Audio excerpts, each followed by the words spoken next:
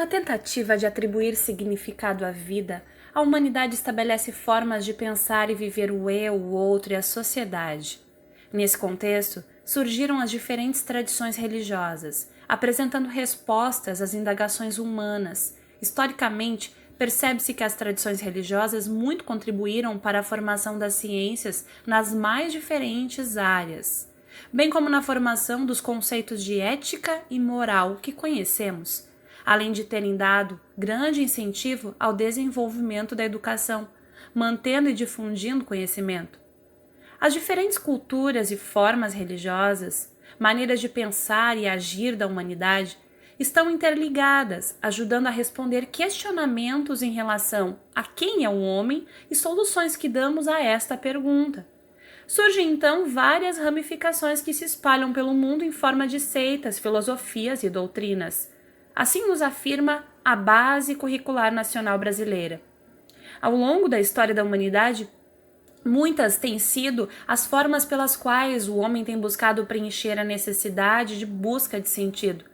Dentre as diversas maneiras é possível citar a arte, a música, a ciência e a religião. O tema religiosidade, apesar de estar sendo trabalhado por autores como Antal, Massimi, Maffold, dentre outros, tem sido pouco difundido e discutido nas academias. Por isso, concebe-se que o mesmo permitiria trilhar um caminho que levasse a refletir sobre o papel da religiosidade na vida do ser humano.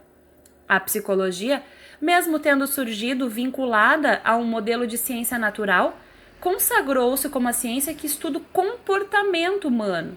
E, nesse sentido, é notável que desde o início tenha se preocupado em estudar o comportamento religioso, quando ainda não se falava em espiritualidade. Vergotti define religiosidade como uma atitude perante algo ou alguém, bem como uma forma de imprimir sentido aos fenômenos percebidos no mundo e em si mesmo, representada por palavras ou comportamentos expressos por meio da experiência subjetiva. A visão antropológica da religião. Podemos aqui pensar: só o homem dá significado às coisas e busca interpretar o mundo em que vive. A necessidade humana de dar sentido à experiência vivida é tão premente quanto as suas necessidades biológicas. Sendo assim, ele é incapaz de viver em um mundo que não faça sentido. Assim nos afirma o autor Geertz, em 1989. Nenhuma religião é apenas metafísica, mas os veículos e os objetos de culto são rodeados por uma profunda seriedade moral.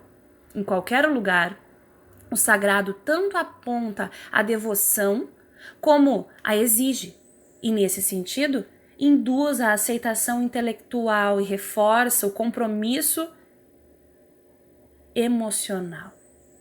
Assim, tudo o que está além do profano constitui sérias implicações para a orientação de conduta humana, pois há uma intrínseca relação entre os aspectos metafísicos e éticos. Em todas as religiões, há uma relação significativa entre os valores de um povo e a forma como esses valores se organizam. Albert Einstein, em seu livro Como Vejo o Mundo, fez a seguinte indagação: tem um sentido a minha vida? A vida de um homem tem sentido? Posso responder a tais perguntas se tem um espírito religioso? Na psicologia, a logoterapia de Viktor Frankl se constituiu em uma escola de psicoterapia que se preocupou com a busca do sentido do ser humano. Ela foi considerada a terceira escola de psicoterapia de Viena, visto que a psicanálise seria a primeira e a segunda a psicologia individual. Desde então, é uma teoria que apresenta como base 3 princípios: liberdade da vontade, vontade de sentido e sentido da vida. Podemos afirmar, então, que o cuidado, a manutenção da vida, ligada ao sentido que se estabelece, é o princípio das reflexões nas diversas tradições religiosas e filosofias de vida. Podemos aproveitar essa afirmação que se baseia nos autores citados e refletir sobre como cuidamos de nossa existência na Terra.